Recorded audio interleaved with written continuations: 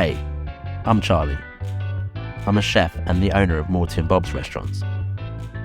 I love cooking, and in this series, I'm going to show you some of my favourite dishes. Come along for the ride. 6-hour beef Shin Ragu grilled cheese. It does look filthy, doesn't it? Hey guys, we are going to be making a beef Shin Ragu today, which you can use for pasta or polenta or loads of other things. However, we are going to make the world's best grilled cheese sandwich with it. So this is how we make the ragu. First thing we're going to do is seal and brown off our beef shin. A bit of salt, pepper, and we're just looking to get a lovely bit of colour. Don't worry if you can still see a few raw bits, that is completely fine because it's about to cook for 6 hours. So we are all good. We have got finely chopped onions, chopped carrot, chopped celery, and some garlic. And we're gonna sweat down all this for about 20 minutes. I like to add a little bit of salt at this stage as well, so that all the onions and everything just start to kind of release their juices. Next up, a bit of tomato puree. This is gonna really like richen up the dish. I reckon 2 or 3 tablespoons. Give that a good old mix together. Ooh. We are gonna chuck our beef back on top. Any juices that have been resting. Plain flour. And this is gonna act as like a thickener to the total sauce in the end. So give that a good stir through. A bit of red wine. About a glass or so.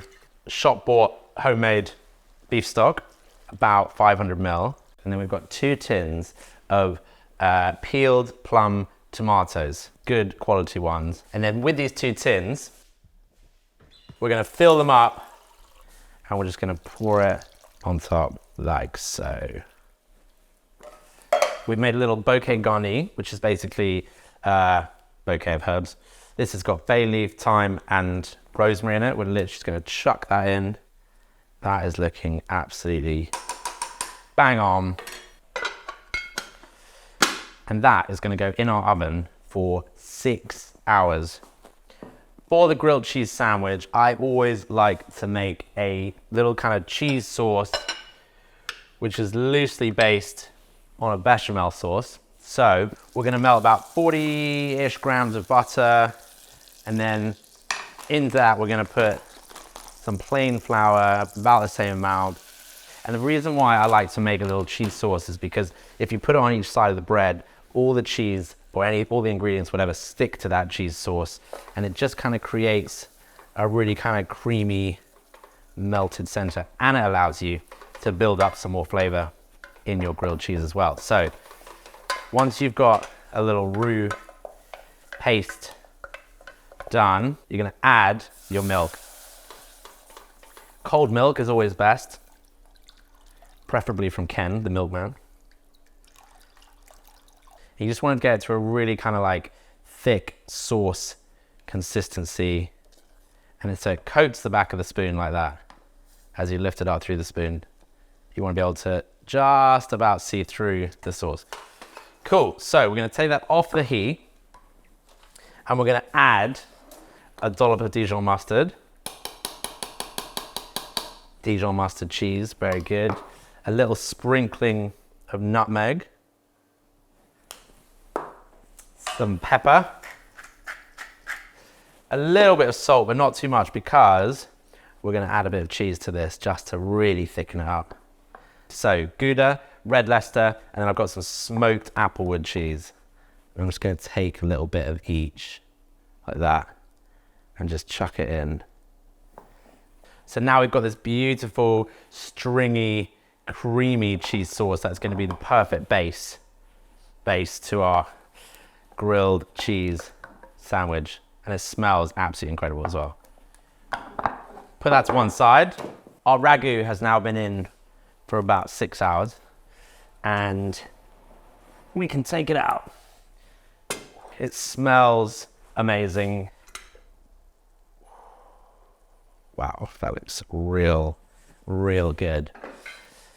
Now the bits that haven't broken up, you just want to like push against the back of the pot just to kind of like really shred up that kind of tenderized meat. But to be honest with you, 6 hours in the oven and all that bubbling, it kind of does the job for you. And you end up with this beautiful, lovely ragu. This is amazing with pasta and all other beautiful things that I mentioned earlier. But we are gonna make the ultimate grilled cheese sandwich. So some stale sourdough bread, 2-3 days is absolutely perfect. And that just helps keep its shape as it's cooking. We've got that lovely cheesy sauce that we made earlier. And then we've got our red Leicester, our smoked applewood, which is going to bring all sorts of new dimensions to this dish. And obviously we have our beef shin ragu. Grab a little bit with some tongs and just pop it in your grilled cheese sandwich. I mean, I just actually think this is going to be seriously good.